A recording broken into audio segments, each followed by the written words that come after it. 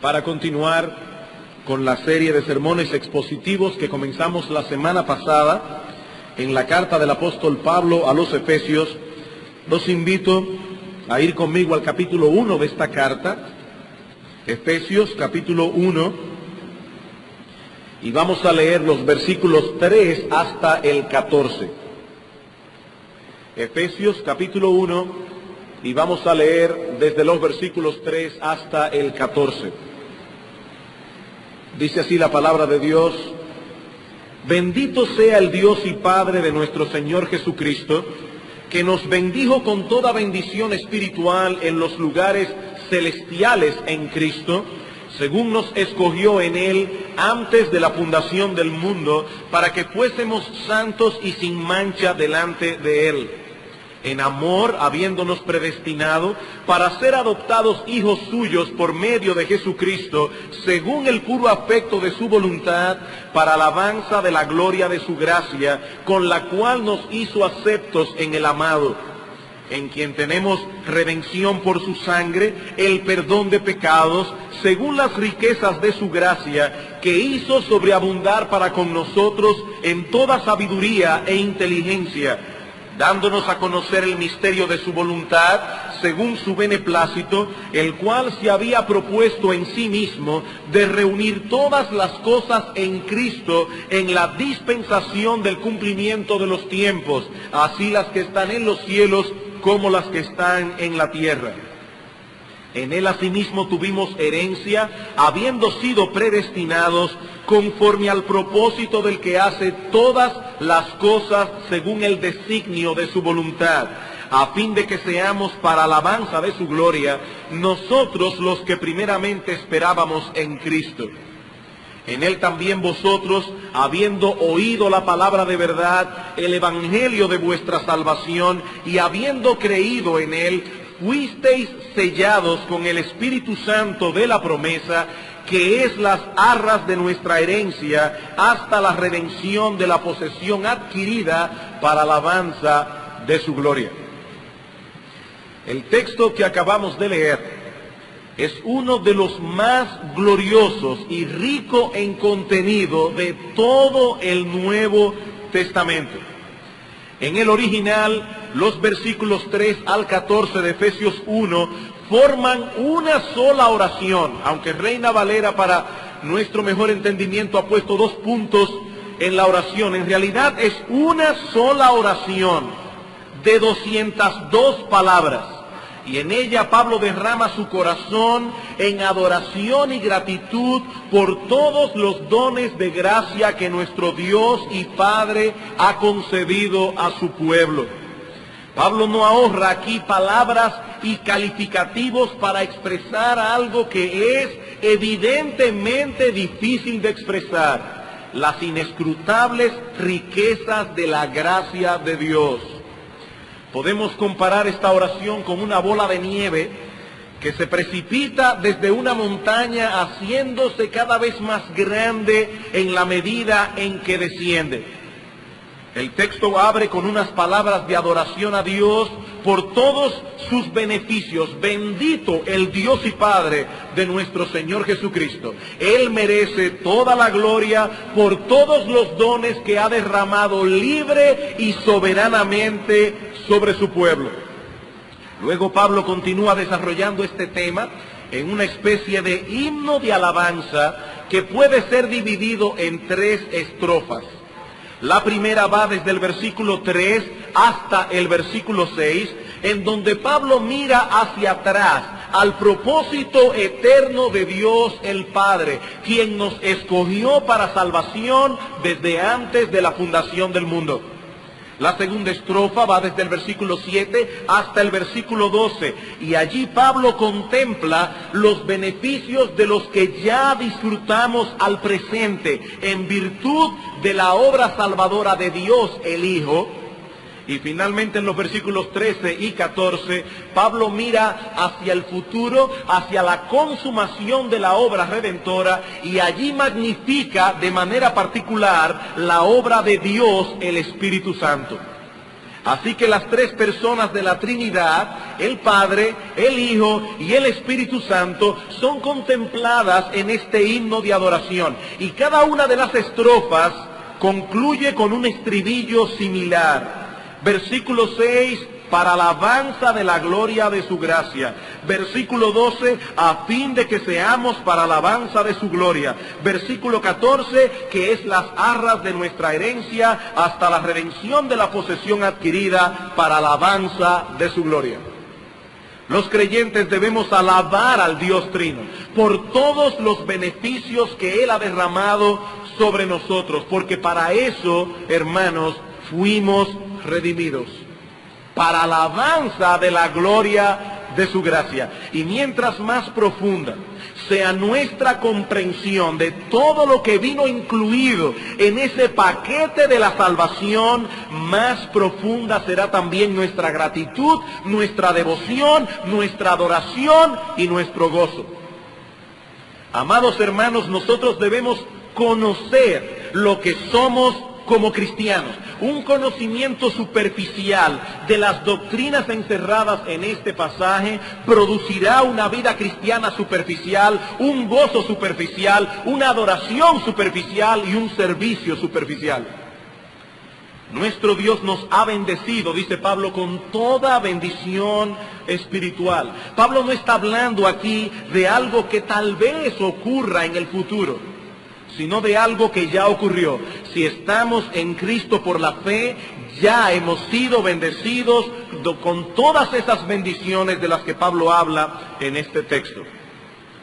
Y yo espero, mis queridos hermanos, y ha sido mi oración a Dios, mi súplica esta semana, yo espero que el Espíritu de Dios use este estudio para revelar a los creyentes en medio nuestro los enormes, extraordinarios privilegios que nosotros poseemos al haber sido incluidos en el plan eterno de salvación.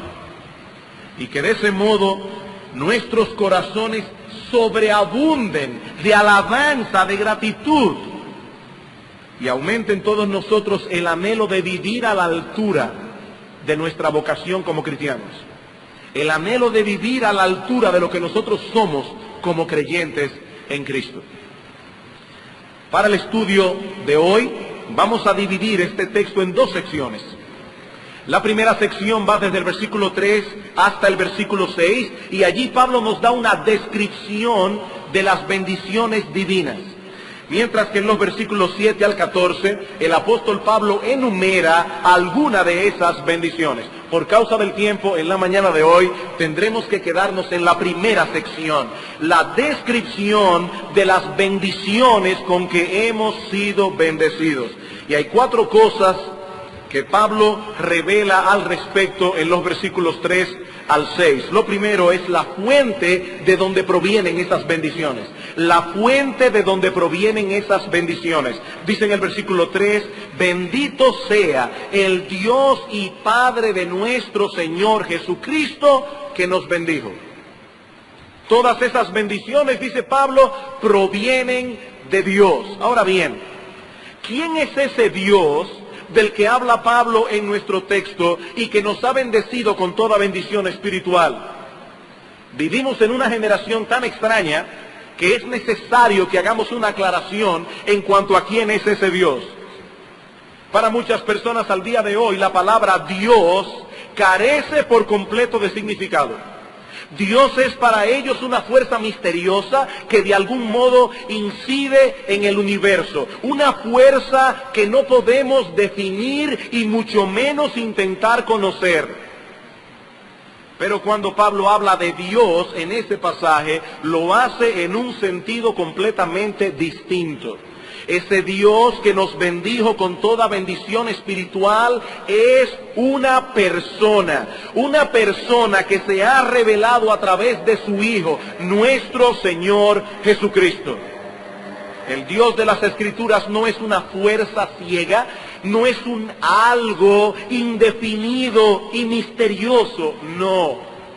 Él es un ser personal que trata con nosotros, su pueblo, en una relación íntima, cercana e inteligente. Él cuida a los suyos, los ama con un amor eterno e inalterable y ha reservado para su pueblo la crema de sus bendiciones. Mis amados hermanos, no existe un privilegio más grande que conocer a ese Dios y relacionarnos con Él. Él es la fuente de todo bien. Es una desgracia para el impío estar lejos de Dios. Él es la fuente de todo bien. Y Él ha decidido soberana, sabia y bondadosamente derramar todas sus bendiciones sobre nosotros. Él ha abierto las ventanas de los cielos. Él es nuestro Padre y Él ha decidido, sabia, soberana y bondadosamente, abrir las ventanas de los cielos sobre su pueblo. En segundo lugar, vemos en el texto el carácter de estas bendiciones. El carácter de estas bendiciones. Bendito sea el Dios y Padre de nuestro Señor Jesucristo, que nos bendijo con toda bendición espiritual en los lugares celestiales. Toda bendición espiritual en los lugares celestiales. Y eso debe ser recalcado con mucho cuidado en esta época tan materialista en que nos ha tocado vivir. Dentro de pocos días, semanas, estarán allí las Navidades y el Año Nuevo. Y muchas personas se felicitarán al terminar el año que está pasando y comenzar el año próximo, y seguramente alguien se va a acercar a ti y te va a decir tres cosas: salud, dinero y amor. Esas son las cosas más grandes para el hombre. Salud, dinero y amor. Nosotros vivimos en una sociedad que idolatra la salud, que idolatra las riquezas y que idolatra la buena vida. Y lo más triste de todo esto, hermanos, es que algunos han querido acomodar el mensaje del Evangelio a esa forma de pensar. Por eso tantas personas hoy día han abrazado el llamado Evangelio de la prosperidad. Evangelio de la prosperidad. Si somos cristianos, dicen algunos, debemos prosperar económicamente, debemos tener salud, debemos disfrutar de muchas posesiones porque somos hijos del Rey y debemos vivir como tales. Dice alguien, el Evangelio de la prosperidad trata de hacernos creer que la mayor preocupación de Dios es hacernos felices, no santificarnos. Y que Él se preocupa más por nuestro bienestar físico y material que por el moral y el espiritual.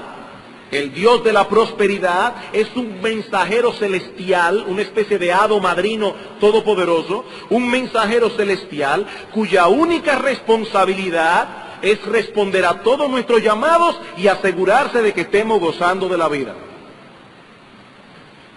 Amados hermanos, nuestro bendito Salvador no murió en una cruz para darnos riquezas, salud y una vida cómoda y placentera. Él murió en la cruz para hacernos santos.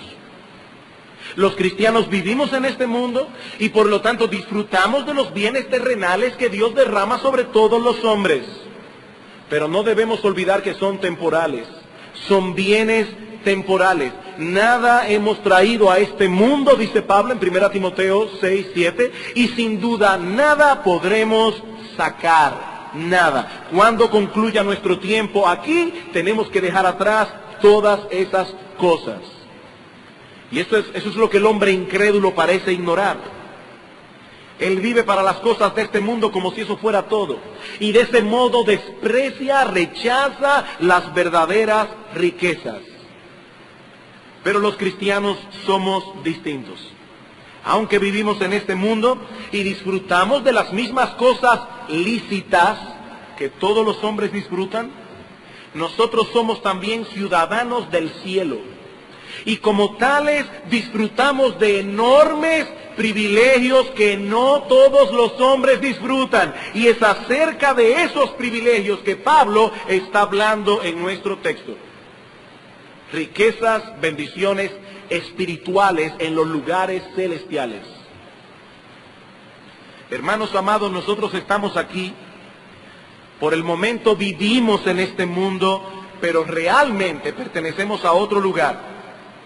Y aunque nos es lícito disfrutar de las bendiciones temporales de Dios, esas bendiciones temporales que Dios derrama sobre todos los hombres, en algunos más, en otros menos, en ningún momento debemos olvidar que somos extranjeros y peregrinos.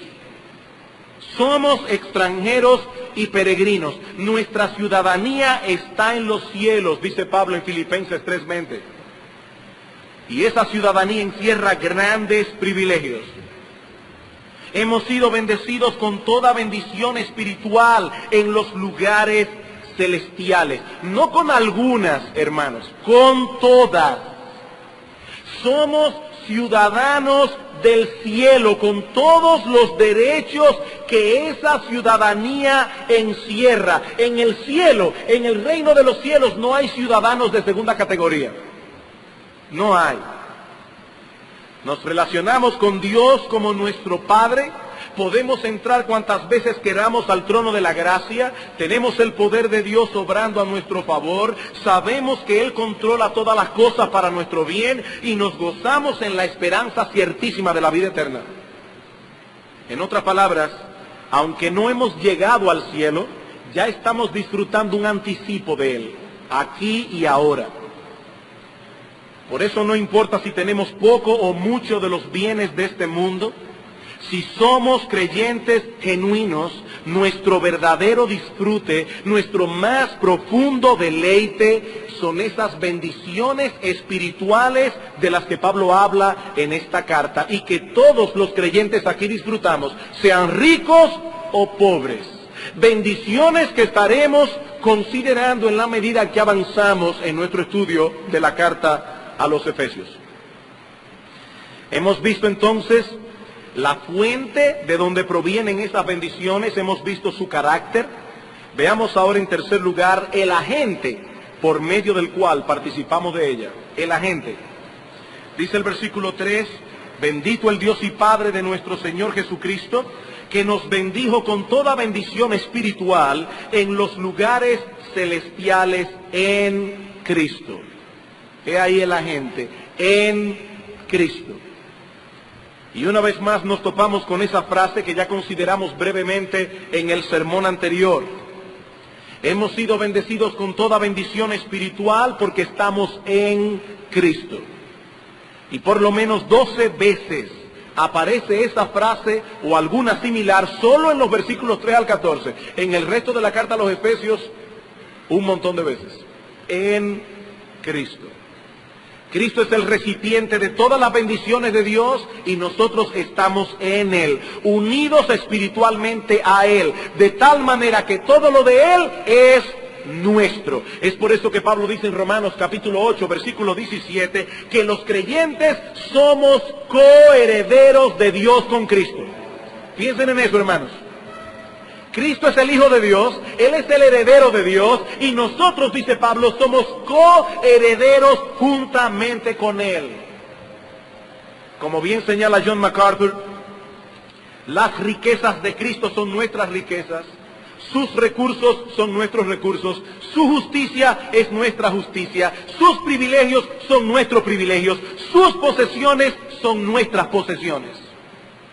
Nosotros estamos en Cristo y por eso somos lo que somos, por eso tenemos lo que tenemos. Por medio de la fe, nuestras vidas han quedado irremisiblemente ligadas a la suya.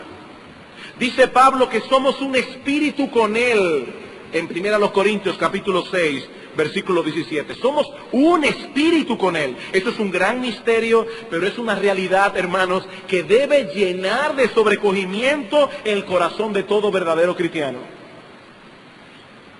Ahora bien, ¿y por qué nosotros disfrutamos de todos esos privilegios y mucha gente no? ¡Qué grandes privilegios! ¿Por qué nosotros disfrutamos de todos esos privilegios y mucha gente no? Bueno, porque estamos en Cristo, sí, pero ¿por qué nosotros estamos en Cristo y otros no?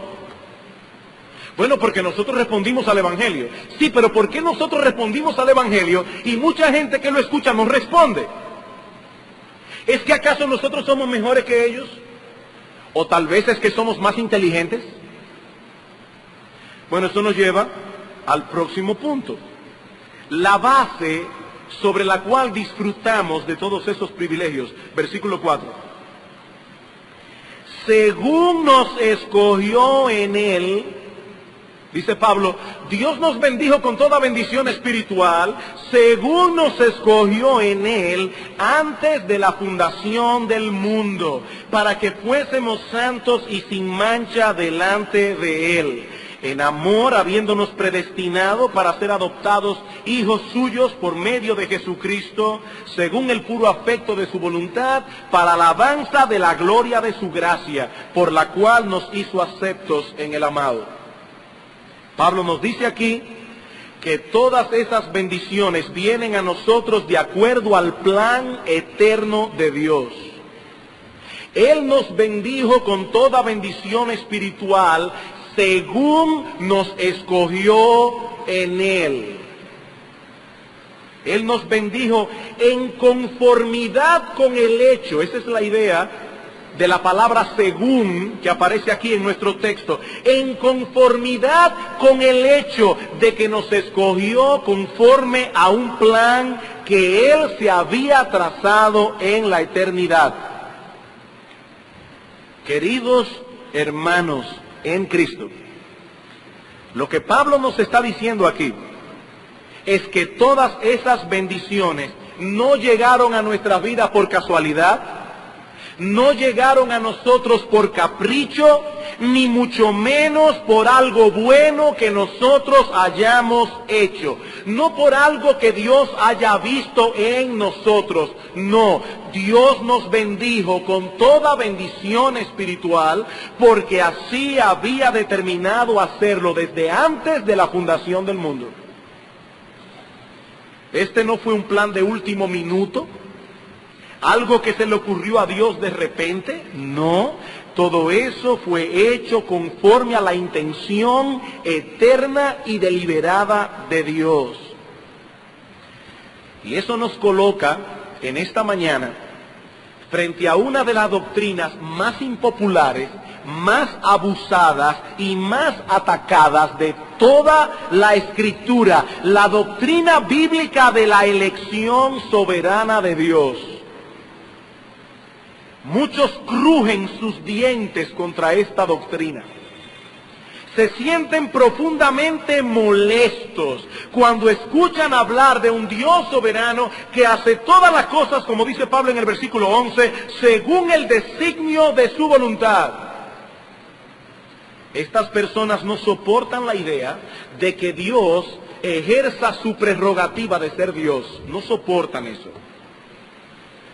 Y es que pocas doctrinas aplastan tan rotundamente el orgullo y la soberbia del hombre que la doctrina bíblica de la elección.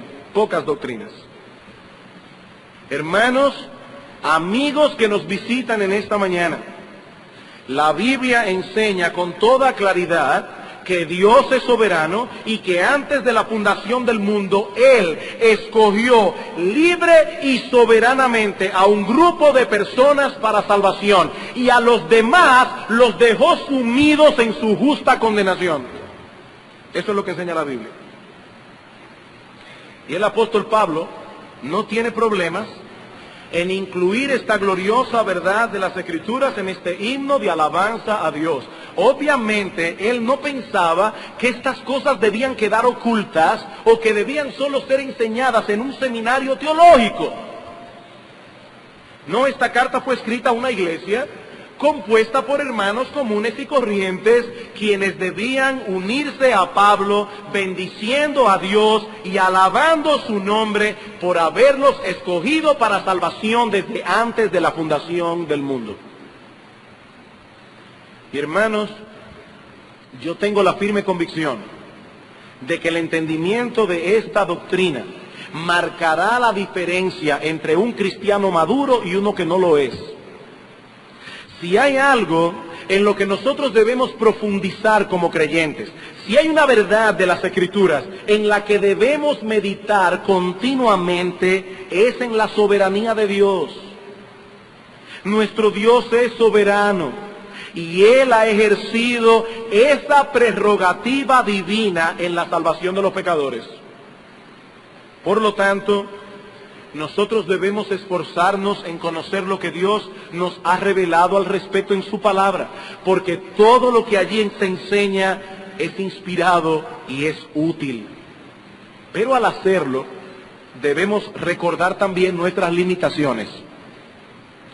Calvino dijo muy atinadamente que al tratar con la predestinación deberían evitarse dos actitudes: curiosidad excesiva por lo que Dios no ha revelado y timidez exagerada en enseñar lo que ha revelado.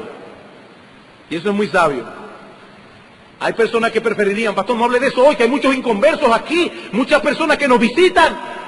No es que ellos deben saber estas cosas. Ellos deben saber estas cosas, que no es Dios que está en las manos de ellos, ellos están en las manos de Dios. Eso es lo que enseña la Biblia. Y al acercarnos al estudio de estos versículos tan profundos de Efesios 1, hay dos palabras claves que yo quiero que ustedes noten en esta mañana.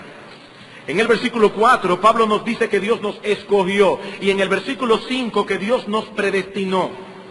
Fuimos escogidos, fuimos predestinados.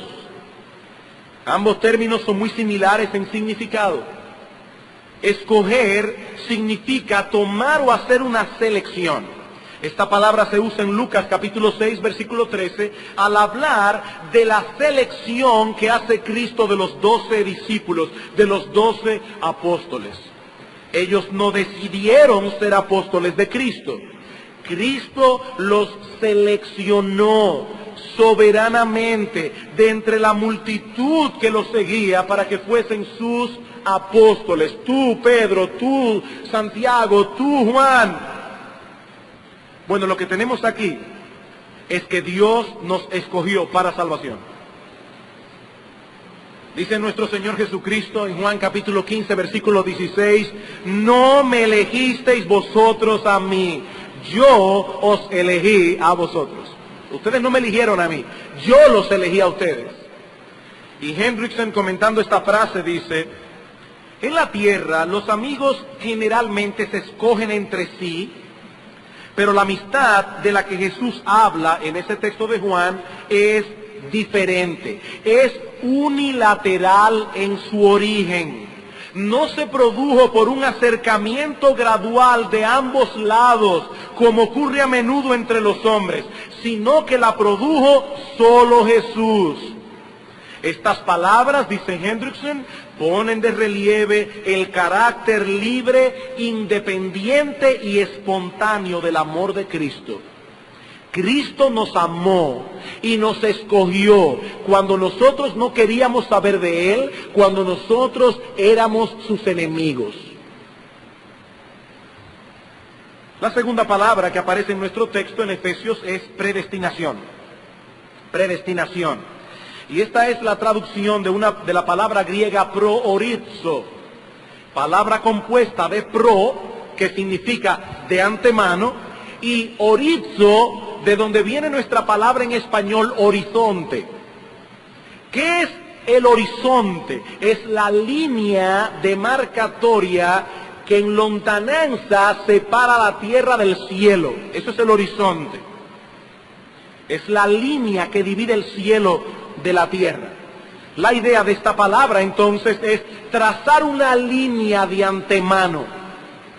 Dios soberanamente trazó una línea y a algunos los destinó de antemano para ir al cielo. Eso es lo que Pablo está diciendo.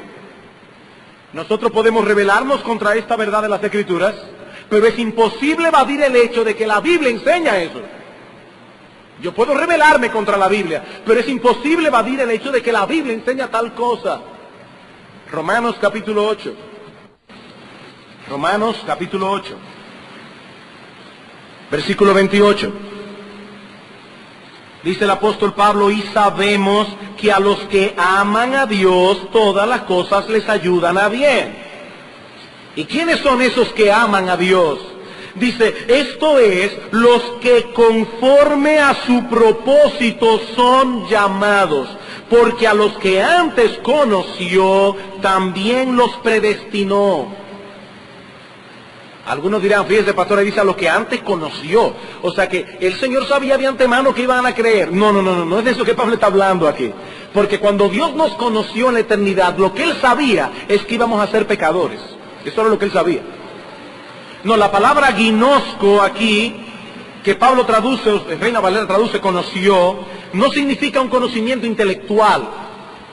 Significa un amor soberano e íntimo. Por ejemplo, dice en Mateo capítulo 1, versículo 25, que José recibió a María su mujer, pero no la conoció, la misma palabra que aparece aquí, hasta que dio a luz a su hijo primogénito.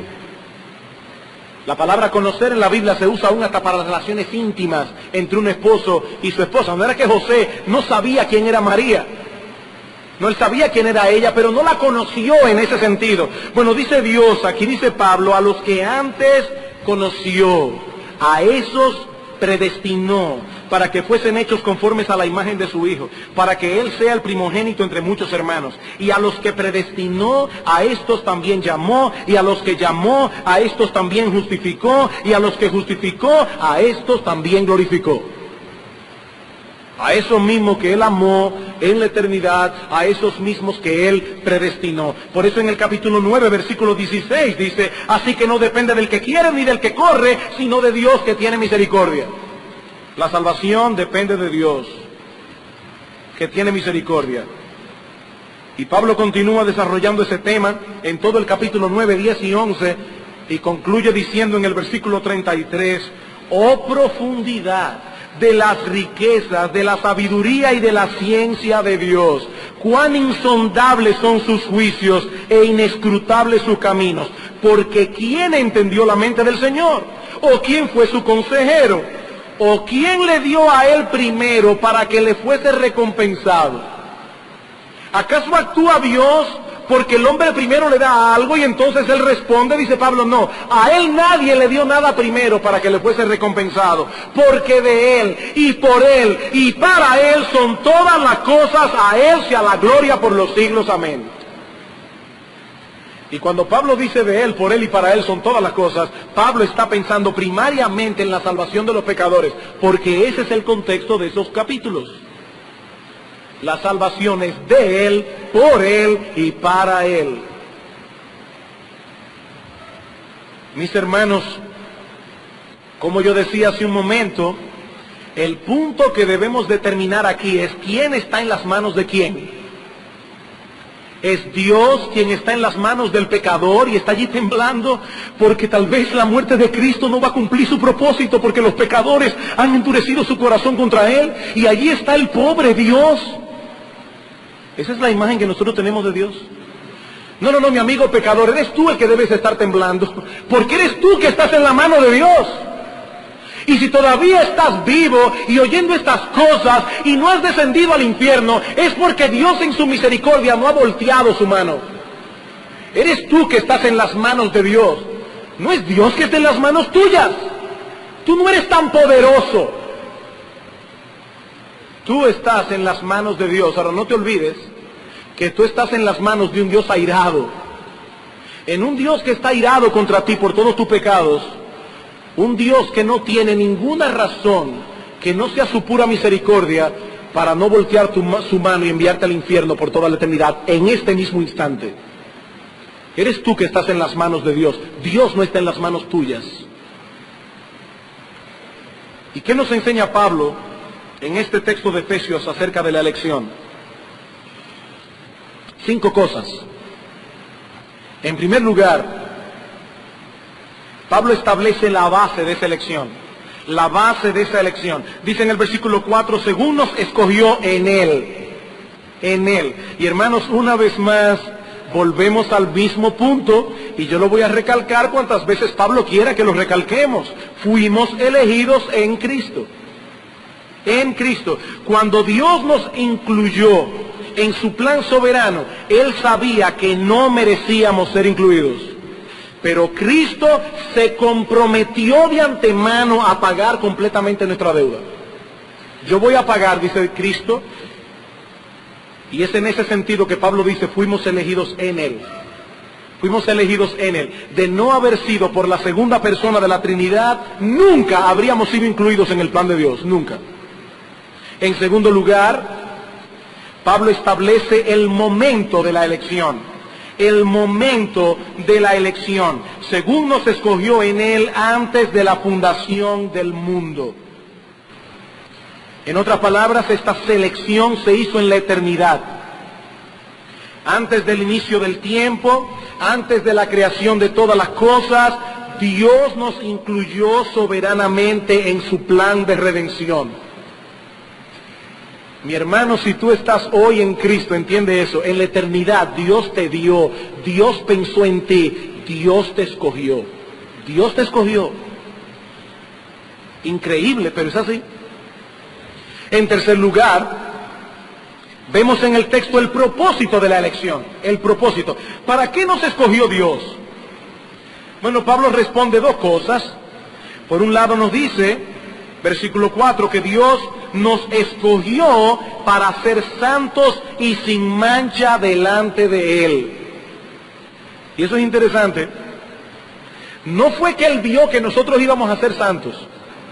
No fue que Él vio algo en nosotros, algo bueno en el fondo, y por eso nos escogió. No, Él vio más bien nuestro pecado, Él vio nuestra impiedad y nos escogió para hacernos santos. De hecho, noten cómo Pablo describe nuestra condición antes de venir a Cristo en el capítulo 2. Y Él os dio vida a vosotros cuando estabais muertos en vuestros delitos y pecados. Y dice en el versículo 3 que éramos por naturaleza hijos de ira, lo mismo que los demás. Así estábamos cuando Dios nos escogió.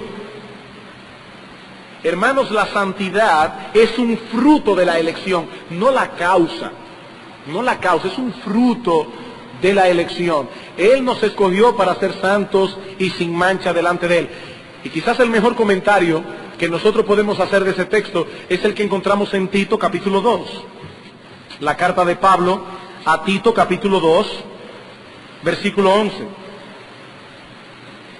Porque la gracia de Dios se ha manifestado para salvación a todos los hombres, enseñándonos que renunciando a la impiedad y a los deseos mundanos, vivamos en este siglo sobria, justa y piadosamente, para ser santos y sin mancha, aguardando la esperanza bienaventurada y la manifestación gloriosa de nuestro gran Dios y Salvador Jesucristo, quien se dio a sí mismo por nosotros para redimirnos de toda iniquidad y purificar para sí un pueblo propio, celoso de buenas obras.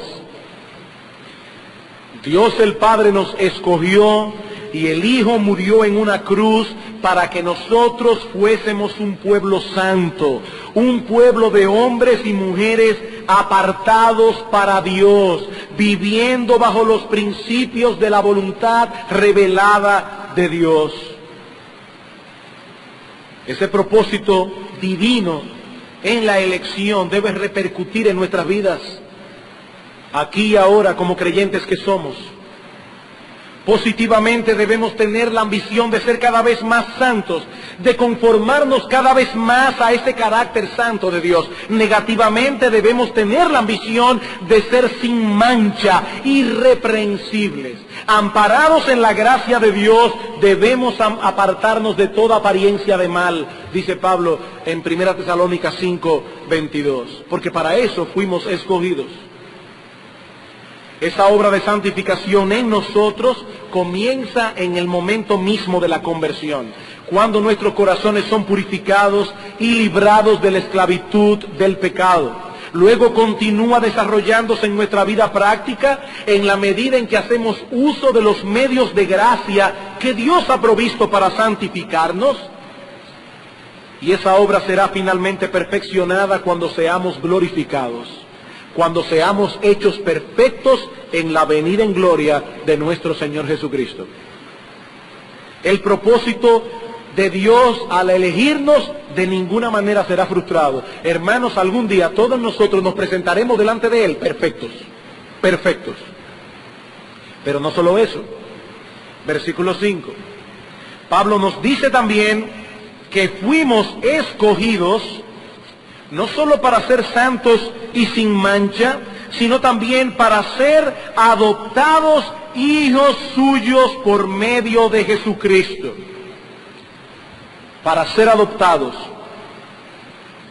Hoy día, cuando nosotros hablamos de adopción, de inmediato pensamos en un niño pequeño. Pero en el tiempo del apóstol Pablo no se solían adoptar bebés, sino a personas adultas. Ese concepto de adoptar un bebé era muy extraño en la época del apóstol Pablo. Si un hombre pobre no podía tener un hijo, lo mataba, así de simple. Así de simple, no había ese concepto de déjame darlo en adopción. A nadie se le ocurría adoptar un bebé. Se adoptaban adultos. Si un hombre rico no tenía herederos, él buscaba una persona que fuese digna a quien él dejarle toda su herencia y lo adoptaba como hijo. De inmediato esa persona tenía derecho sobre todos los bienes del hombre rico. Y eso es lo que Pablo tiene en mente cuando habla aquí de adopción. Nosotros somos ahora hijos de Dios, con todos los derechos filiares de un hijo, porque Dios nos adoptó, nos adoptó. Solo que cuando Dios decidió hacer eso, nosotros no éramos dignos herederos suyos. Por eso lo primero que hace Dios es justificarnos. Dios nos justifica, Él pone en nuestra cuenta la justicia perfecta de Cristo y en base a esa justicia nos declara inocentes y luego nos adopta ahora que hemos sido perdonados. Por eso Pablo dice una vez más que todo eso ocurrió en Jesucristo. Para ser adoptados hijos suyos por medio de Jesucristo. En virtud de la obra redentora de su Hijo, que nos es aplicada por la fe, el juez de toda la tierra, hermanos, nos mira en Cristo y nos declara sin culpa, como si nosotros nunca hubiéramos roto un plato. Sin culpa, inocente. Y luego nos recibe como hijos en su familia y pone su nombre sobre nosotros y nos concede libremente un sinnúmero de beneficios porque ahora Él es nuestro Padre y nosotros somos sus hijos. ¡Qué bendición tan grande! Dios nos escogió para ser santos y para ser adoptados hijos suyos. Pero también vemos en el texto, en cuarto lugar, la razón por la cual Dios nos escogió. Cualquiera mire esta cosa y dice, pero ¿por qué a mí? Yo no entiendo eso. ¿Por qué a mí? ¿Por qué Dios me escogió a mí? Bueno, la razón está en el versículo 5. En amor, habiéndonos predestinado para ser adoptados hijos suyos por medio de Jesucristo, según el puro afecto de su voluntad. Según el puro afecto de su voluntad.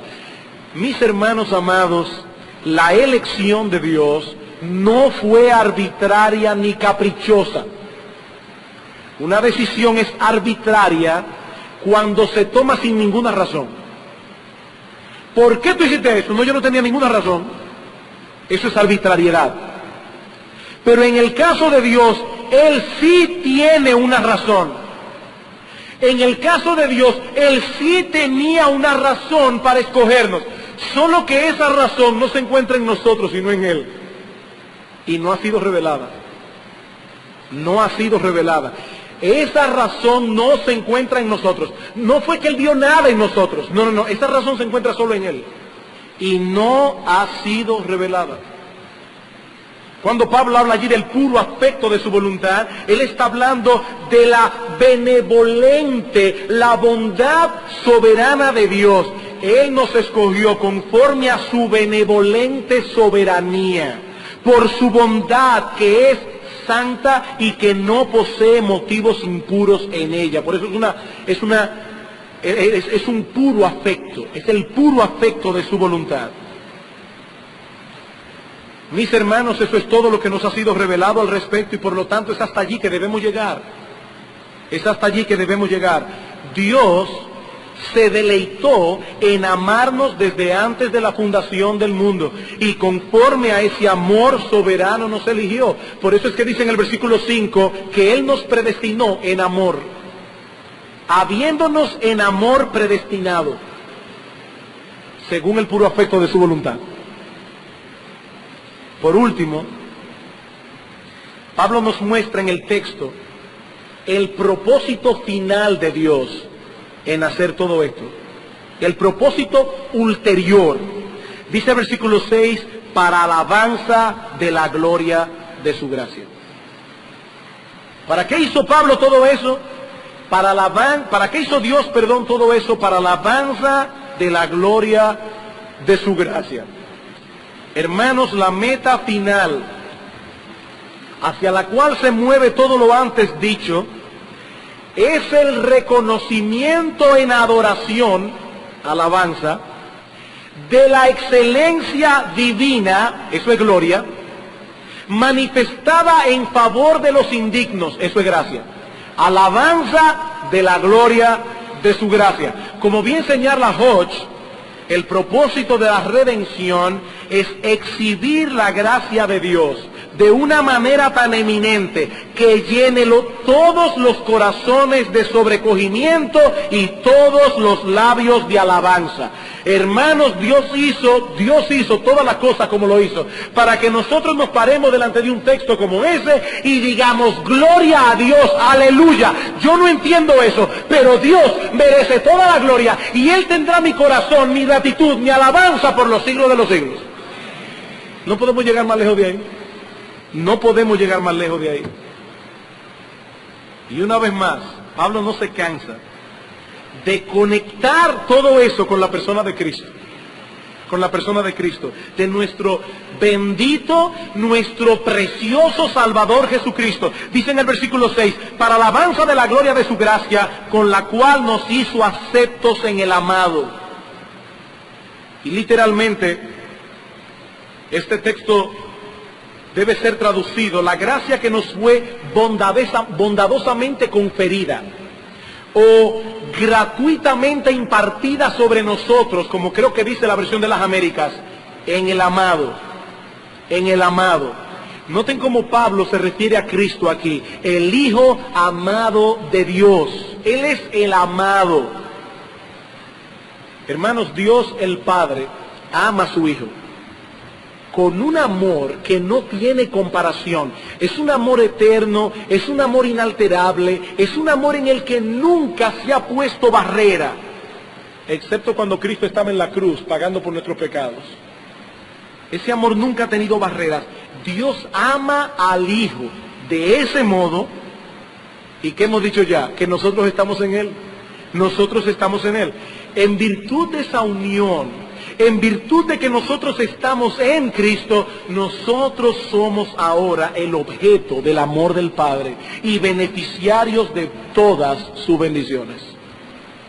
Por eso dice Pablo, todas esas gracias que nosotros hemos recibido en el amado, en el amado. Y a la luz de todo esto yo me pregunto, hermanos, ¿existe acaso un privilegio más grande que ser cristiano? Hermano, toda mi oración a Dios esta semana era, Señor, ayúdame en mi cortedad de palabra, ayúdame a expresar lo que este texto enseña.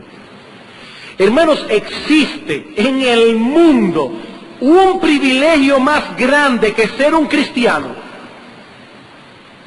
¿Es que acaso hay algo que sea más glorioso que conocer a nuestro Señor Jesucristo y tener nuestra vida escondida en Él?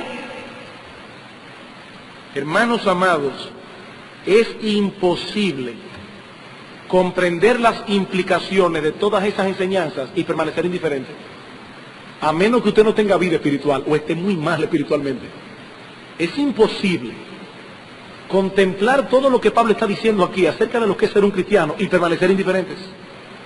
Hermanos, nuestro Dios nos ha bendecido con toda bendición espiritual. Nosotros somos ahora los beneficiarios de las riquezas de su gracia. Somos coherederos de Dios juntamente con Cristo. Y algún día entraremos en el disfrute pleno y eterno de esa herencia. Y todo eso porque Dios de pura gracia nos amó cuando no había nada digno en nosotros que nos hiciera merecedores de ese amor. Y yo me pregunto una vez más, ¿acaso no deberían nuestros corazones llenarse de sobrecogimiento, de gozo y de gratitud? ¿Acaso no deberían nuestras bocas llenarse de alabanza ante un cuadro como este que acabamos de contemplar? Mi hermano querido, en la eternidad Dios te vio, Dios te conoció, Dios te vio en tu pecado y aún así te amó y soberanamente, por una razón que aquí nadie entiende, Dios te incluyó a ti, mi hermano, en su plan soberano. Y cuando vino el cumplimiento del tiempo, Dios envió a su Hijo y su Hijo fue a la cruz pensando en ti y derramó su sangre por tus pecados, porque Él te amó desde antes de la fundación del mundo. Mi hermano, Cristo fue herido en la cruz por ti específicamente, particularmente. Él derramó su sangre para limpiarte de tus pecados. Yo no lo entiendo, pero Cristo estaba pensando en ti y en mí cuando Él derramó su sangre en la cruz del Calvario. Y soberanamente después, luego Dios envió su Espíritu para que abrieras tus ojos, tú que estabas muerto en tus delitos y pecados, para que pudieras ver la belleza de Cristo, para que pudieras ver su hermosura, para que pudieras ver la gloria de Dios y para que cayeras postrado delante de su presencia en arrepentimiento y fe. Hermanos, que Dios nos conceda vivir a la altura de nuestros privilegios. Que Dios nos conceda que nosotros podamos mostrar al mundo la gloria de Dios a través de una vida santa y gozosa, independientemente de las circunstancias adversas en que nos encontremos en estos momentos. Mis amados hermanos, ¿dónde estaba Pablo cuando escribió su carta a los Efesios? En una prisión en Roma. En una prisión en Roma. Y en vez de estar quejándose, en vez de estar lamentándose, en vez de caer en la autocontemplación, allí en aquella prisión, la mente y el corazón de este hombre estaban ocupados en estas realidades. Allí en aquella prisión, Pablo bendecía a Dios por las riquezas de su gracia. Y yo te pregunto, mi amado hermano, ¿es en esas cosas que ocupas tú tu mente para traducirlas luego en alabanza y gratitud? ¿Son estas realidades eternas el consuelo de tu corazón en medio del dolor y la adversidad? ¿Es esto el combustible que te mueve a seguir corriendo con paciencia la carrera que tenemos por delante, a no tirar la toalla porque tenemos los ojos puestos en Jesús? ¿Es este el pensamiento que guarda tu corazón para no codiciar las riquezas temporales y pasajeras de este mundo, para guardarte de la mundanalidad?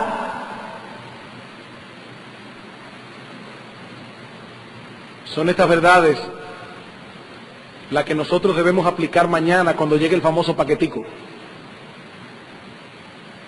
Cuando nosotros veamos que el ITEVI subió a qué sé yo cuánto, que las cosas se van a encarecer de esta manera, que el gas, que la gasolina, yo no sé cuántas cosas más tiene el famoso paquetico. Mis hermanos, nosotros tenemos aquí un paquetazo que puede opacar completamente el paquetico. Y son estas cosas en las que nosotros debemos poner la mente y el corazón cuando mañana o el martes o en la noche del lunes abramos los periódicos y veamos qué es lo que nos espera.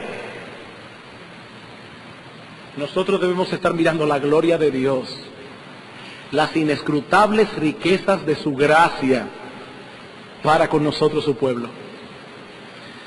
Pero yo no quiero concluir en esta mañana sin traer unas breves palabras de aplicación para todos aquellos que están sin Cristo entre nosotros. Mi amigo, no pienses que todo esto que hemos dicho hoy de la elección divina elimina toda esperanza para ti, no lo pienses. O que puedes tomar esta doctrina como una excusa para no venir a Cristo en arrepentimiento y fe, ni lo pienses. El llamado de Dios a los hombres es universal. Venid a mí todos los que estáis trabajados y cargados, y yo os haré descansar. Y no habrá nadie que atienda a ese llamado que se ha desechado. Nadie. Mi amigo, la Biblia no enseña en ningún lugar que para venir a Cristo debemos averiguar primero si somos elegidos. La Biblia no enseña eso. La palabra más bien nos invita a venir dándonos la seguridad de que si venimos por fe, clamándole a Cristo misericordia,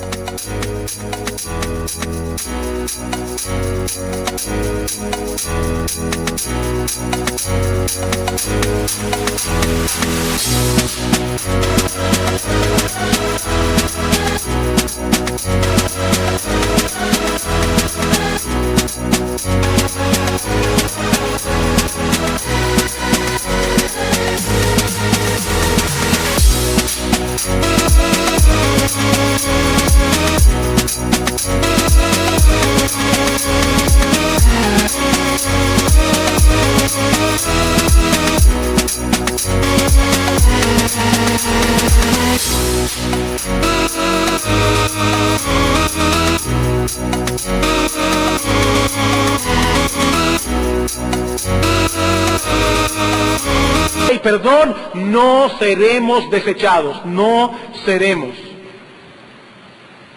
Mi amigo, la razón por la que muchos se perderán y no vendrán a Cristo no es que Dios se los impedirá, porque Dios no le impide a nadie venir. Él se deleita en tener misericordia, Él se deleita en perdonar. La razón por la que muchos no vendrán es su pecado, es la dureza de su corazón. Y esa es la razón por la que tú no quieres venir, mi amigo, no es la elección. Es tu pecado, es tu dureza. Pero he aquí una buena noticia. He aquí una buena noticia. Cristo tiene poder para vencer tu obstinación. Y ese poder obra a través de la predicación del Evangelio.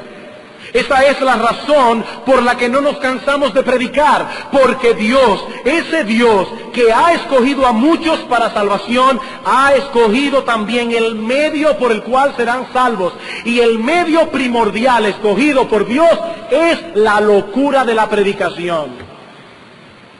Por eso dice Pablo en Romanos capítulo 1, versículo 16, que el Evangelio de Dios es poder para salvación. Y en Romanos 10, 17 dice que la fe es por el oír, y el oír por la palabra de Dios. A Dios le ha placido salvar a los creyentes por la locura de la predicación. Mi amigo, tú tienes la responsabilidad de responder al llamado de Dios. Esa es tu responsabilidad. Dios es soberano, el hombre es responsable. Ambas cosas se enseñan en mi Biblia. Y las creo las dos, igualito. Y nadie será salvo. Nadie será salvo hasta tanto se exponga a las Escrituras y responda a ellas creyendo y arrepintiéndose. La Biblia no dice si son elegidos serán salvos. La Biblia dice si creen serán salvos. Esa es tu responsabilidad, arrepentirte y creer.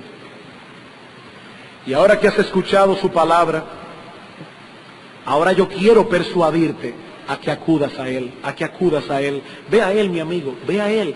Pídele que tenga misericordia de ti. Pídele que perdone tus pecados. No te quedes allí tratando de averiguar si tú eres uno de los escogidos. Si has comprendido que eres pecador y que necesitas ser salvo, mi amigo, he ahí al Salvador. He ahí al Salvador. Descansa enteramente en Él por la fe. Y dice la Biblia que tú serás salvo. Tú serás salvo.